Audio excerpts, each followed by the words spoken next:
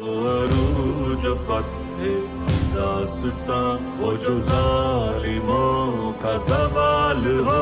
या रब्बी, या रब्बी, या रब्बी, या रब्बी। सुल्तान नूरुद्दीन को बचाने के लिए हम अपनी आखिरी हदों तक जाएंगे। सुल्तान नूरुद्दीन आप यहाँ से कहीं भी नहीं जा सकते।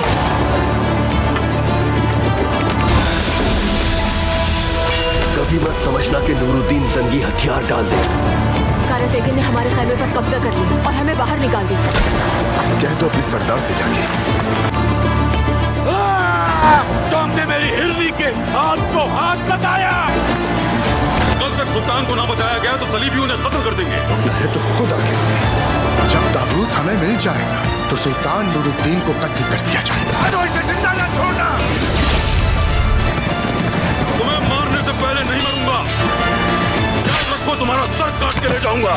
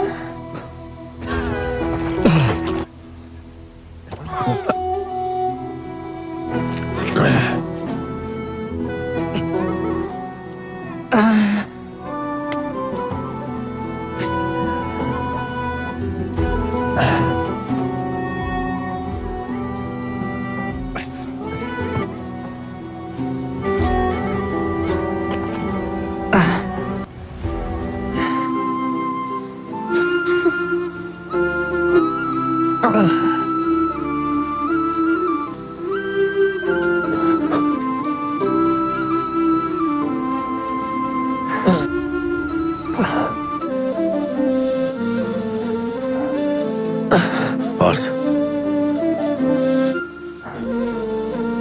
Eşhedü en la ilahe illallah ve eşhedü enne Muhammeden abdühü ve resulü. Pars.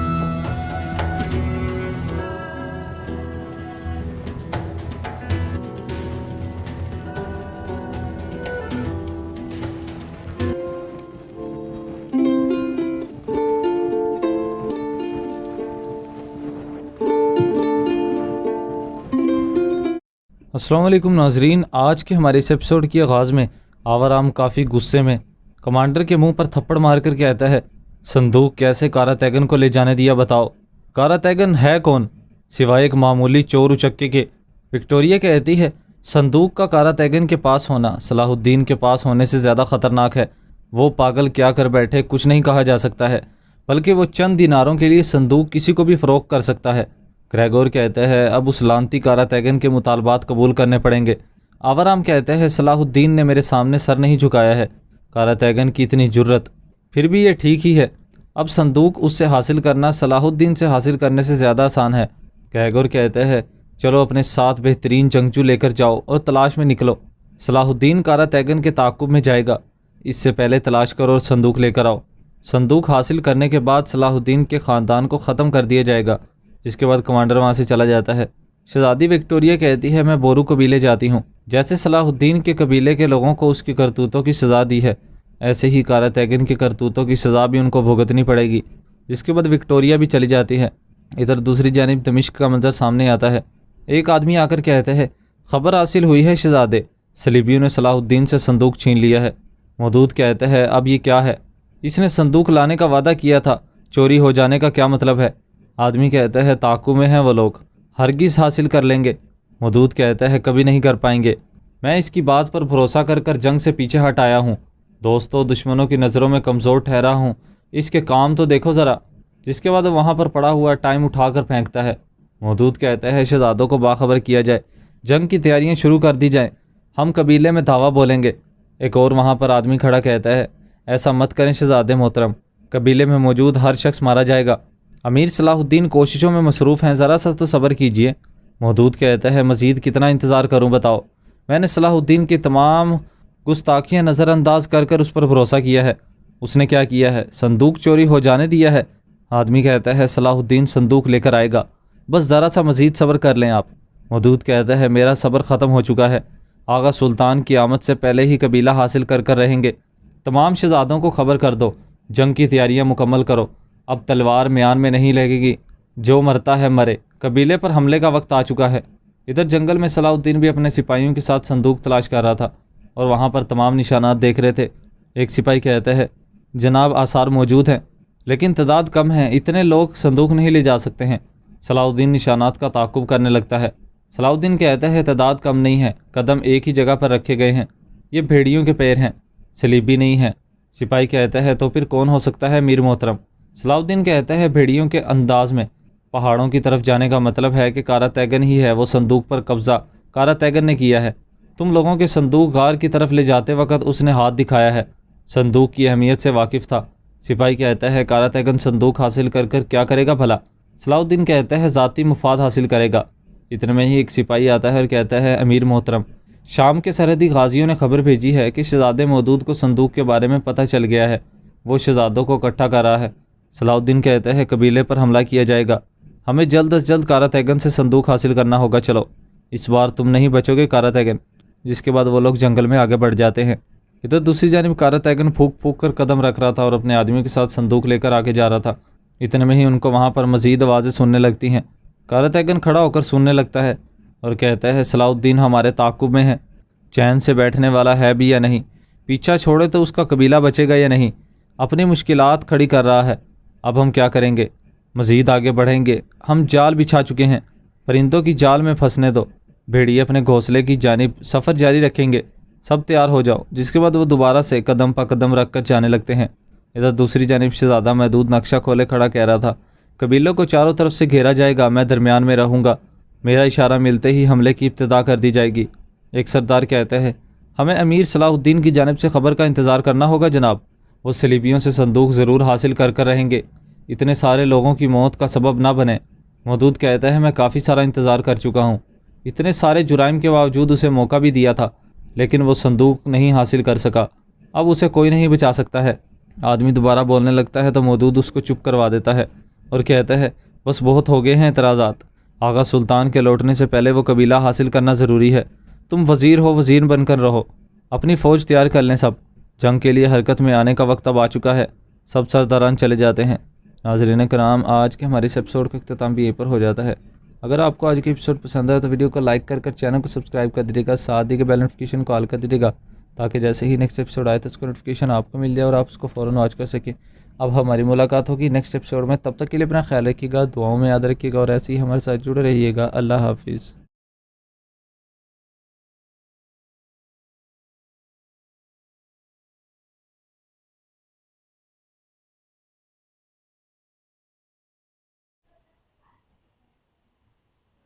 शहजादी, आप हमें कत्ल करना चाहती हैं जिसने बगावत को रोका है।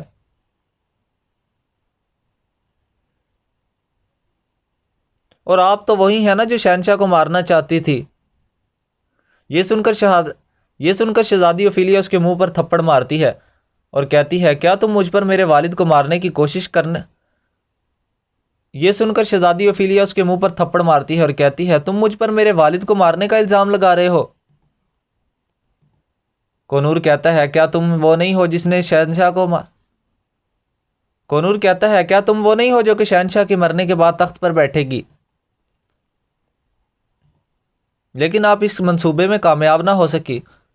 और फिर शहजादी उसको दोबारा से थप्पड़ मारती है और कहती है, आपको इस बेइज्जती की कीमत चुकानी पड़ेगी।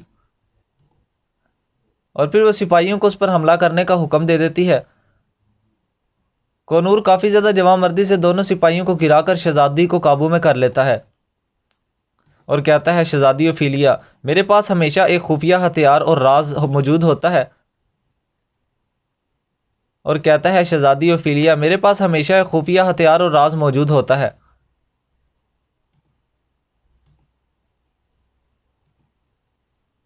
लेकिन मेरी वफादारी और मेरी जान सिर्फ आपसे ही है। ये कहकर कोनूर झुक जाता है और अपना खंजर शहजादी की जानिब कर लेता है। शहजादी उस खंजर को पकड़ लेती है और कहती है, तुम मुजरिम बिल्कुल भी नहीं हो, आप वाज़ेह तौर पर हमारी तरफ ही हैं। और फिर सिपाही खड़े होकर कोनूर पर हमला करने लगते हैं तो शहजादी उनको रोक लेती है।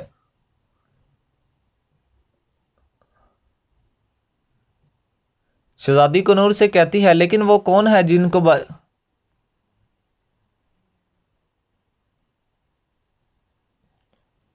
शहजादी कहती है, लेकिन मैं भी वो नहीं हूं जिसने अपने बाबा को मारना है। शहजादी कहती है, लेकिन मैं भी वो नहीं हूं जो कि अपने बाबा को मार सकूं। कोनूर कहता है, मैं हमेशा आपके हुक्म पर रहूंगा शहजादी ओफिलिया।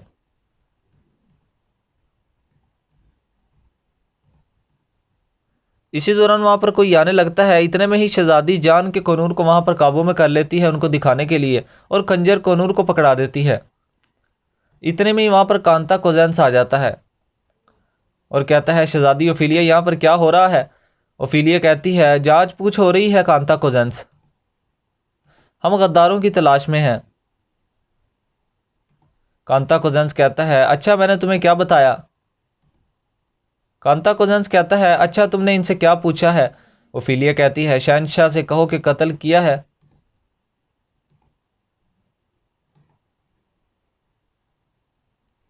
ओफिलिया कहती है, ये इसके बारे में कुछ नहीं जानते कि किसने उन पर हमला किया था।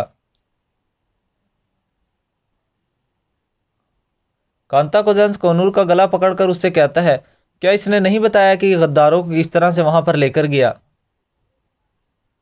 क्या इसने आपको नहीं बताया जब सैंतूर तैनात था तो इसने वहां पर क्या क्या किया।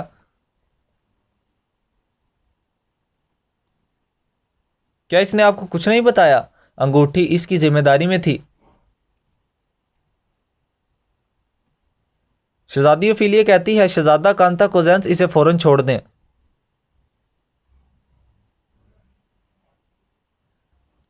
इसके अलावा हम इनसे कुछ नहीं सीख सकते हैं।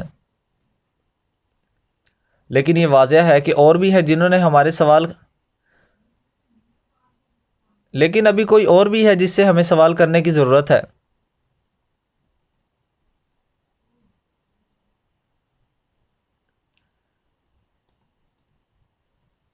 कांता कोजेंस कहता है, आप फिक्र ना करें शहजादी, मैं उन सब को पकड़कर सजा दूंगा जिन्होंने सब कुछ किया था, लेकिन आप बराए करम महल में आ जाएं। और फिर शहजादी वहां से चली जाती है। कांता कोजेंस कोनूर से कहता है, मैं आपके लिए फिर आऊंगा, ये मत भूलिएगा। कोनूर कहता है, हमारा मैदान हमेशा कांता कोजेंस के लिए खुला रहेगा। और फिर कोनूर को सिपाही वहां से ले जाते हैं। और फिर वाइकिंग्स का आदमी कांता कोजेंस के पास आकर उससे कहता है, मैंने आपके चेहरे पर अच्छी तासरात नहीं देखे। इतने में ही वहां पर वाइकिंग्स का एक आदमी कांता कोजेंस के पास आता है। कांता कोजेंस उससे कहता है, मैंने आपके चेहरे पर अच्छे तासुरात नहीं देखे हैं, क्या हुआ है। आप यकीनन बुरी खबर लेकर आए हैं। वाइकिंग्स का आदमी कहता है, शहजादे कांता कोजेंस और हान अभी तक जिंदा है और डैन को उस्मान ने पकड़ लिया है और उस्मान ने डैन को भी पकड़ लिया है।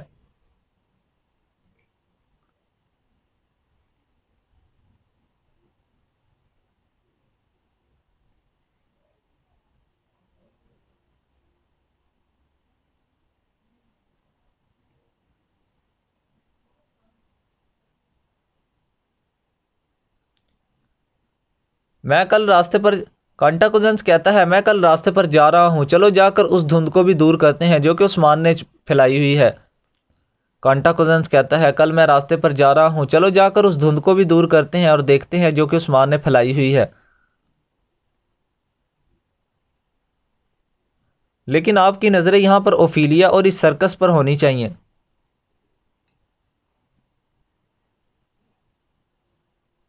इधर दूसरी जानिब जंगल में उस्मान साहब अपने सिपाहियों के साथ आगे बढ़ रहे थे।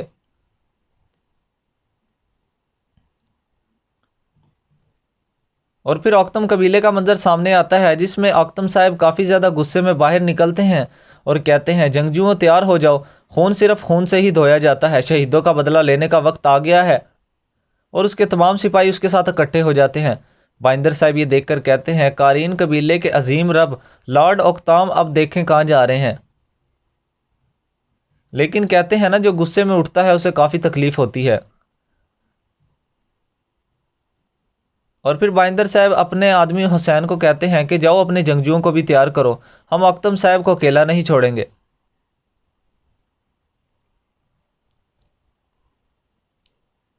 इतने में ही कबीले का ढोल बजने लगता है और वहां पर बुरहान अपने घोड़े पर सवार होता हुआ आता है।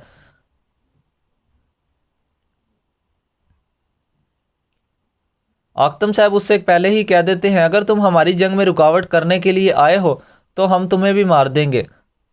औक्तम साहब बुरहान से कहते हैं अगर तुम हमारी जंग में मदद करने आए हो तो आओ, लेकिन अगर आप हमें रोकने के लिए आए हैं तो कोशिश ना करना इस चीज़ की। बुरहान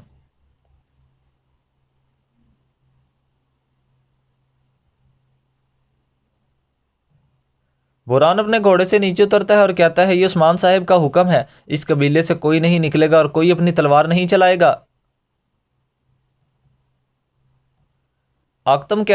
औक्तम साहब कहते हैं बुरहान क्या आप मुझे शहीदों के खून का बदला लेने की बजाय एक भाई का खून बहा देंगे?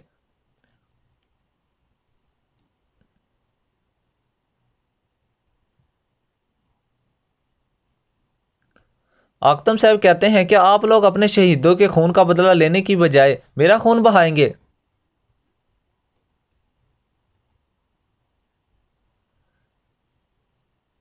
बुरहान कहता है ये बात वाजिया है, लेकिन कोई भी इस कबीले से तलवार लेकर नहीं निकलेगा। अगर आप ऐसा करते हैं तो तलवार भी उठेगी और खून भी बहेगा अगर आप खड़े ना हो तो। औक्तम साहब अगर कोई ऐसा करता है तो तलवार भी उठेगी और खून भी बहेगा। औक्तम साहब कहते हैं तो रुकना भी मेरे लिए अब हराम है। इस तरह से वो सब अपनी तलवारें निकाल लेते हैं और इस तरह से औक्तम साहब कहते हैं तो रुकना भी मेरे लिए हराम है। ये कहकर उसके आदमी भी अपनी तलवारें निकाल लेते हैं। इधर बुरहान भी अपनी तलवार निकाल लेता है। इतने में ही वहां पर शेख अताब अली आ जाते हैं और कहते हैं रुको औक्तम साहब। और फिर सब अपनी तलवारें अपने नियाम में कर लेते हैं।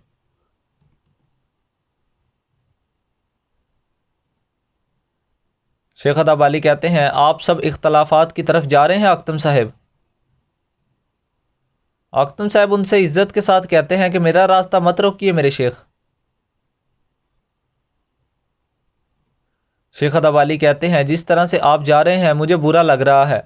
आए रसूल सल्लल्लाहु अलैहि वसल्लम के इस कॉल पर भी अमल करते हैं जो कि आपने फरमाया था, बैठना खड़े होने वाले से बेहतर है और खड़ा होना चलने वाले से बेहतर है। झगड़े के वक्त में बैठो औक्तम साहब, अभी बैठो। इतने में ही बाइंदर साहब आते हैं और कहते हैं मेरे शेख आप ठीक कह रहे हैं, आपको खुश आमदीद। बाइंदर साहब औक्तम साहब को समझाने लगते हैं और कहते हैं अगर हम एक दूसरे को मारेंगे तो ये दुश्मन का पहला निशाना है। आप सबको पुरसुकून हो जाना चाहिए।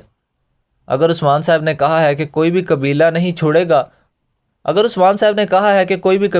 छोड़ेगा तो उसके पास कोई तो वजह होगी।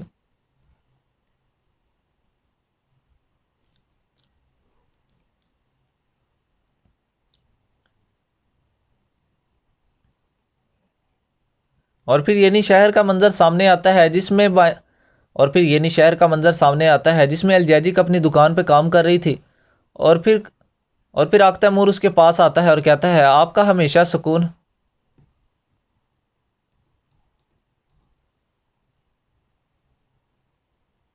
और फिर येनी शहर का मंजर सामने आता है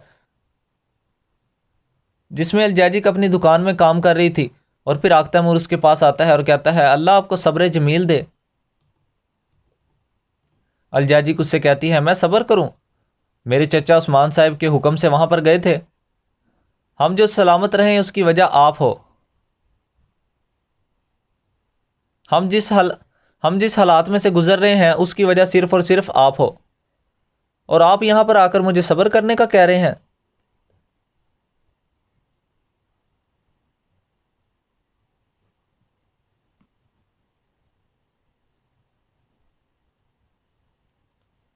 इतने में ही यानी शहर का भी ढोल बजता है और वहां पर उन कैदियों को लाया जाता है जिन्होंने वहां पर बातुर्स और फिर यानी शहर का ढोल बजता है और वहां पर उन कैदियों को लाया जाता है जिन्होंने बातूर और उसके आदमियों को शहीद किया था।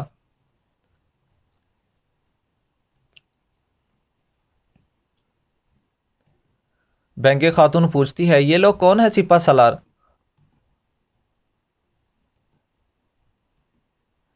आग तैमूर कहता है उस्मान साहब ने उन्हें पकड़ लिया है जब वो ओरहान पर हमला कर रहे थे। पहले इन्होंने गांव पर हमला किया था और फिर ओरहान के लिए फंदा बनाया था, लेकिन ये वाज़ेह है कि ये हर तरफ से हम पर हमलावर थे। बैंगे खातून कहती है तो तुम कह रहे हो ये वही हैं जिन्होंने मेरे भाई को मारा है?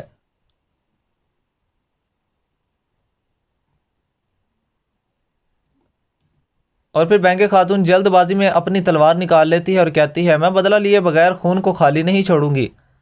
ये कहकर वो उनके पास जाती है और जैसे ही तलवार चलाने लगती है इतने भी वहाँ पर बाला खातून आ जाती है और कहती है रुकिए बैंगे खातून, अपने रास्ते से ना हटें बाला खातून। बैंगे खातून कहती है अपने रास्ते से ना हटें बाला खातून, इन्होंने हमारे जंगजुओं को मारा है, इन्होंने मेरे भाई को मुझसे छीन लिया है। बाला उसको कहती है पुरसुकून हो जाएं, एक दफ़ा यहाँ से दूर हो जाएं।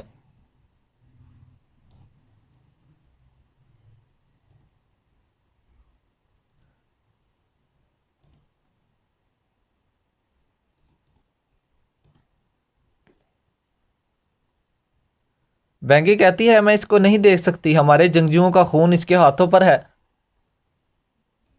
सब लोग वहां पर नारे लगाने लगते हैं कि इन्हें मार दो, इन्हें मार दो, इन्होंने हमारे शहदा को इन्होंने हमारे आदमियों को शहीद किया है।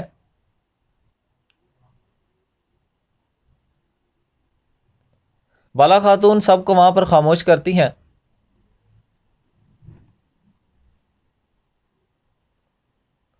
बाला खातून कहती है अगर हम कर रहे हैं जो वो गलत है तो आप जो कर रही हैं वो ठीक है। तुम रास्ते को कैसे काट सकती हो, असीर पर अपनी तलवार कैसे खींच सकती हो? इतने में ही वहां पर मलहून खातून आ जाती है और कहती है इन कुत्तों ने मेरे बेटे को भी मारने की कोशिश की थी,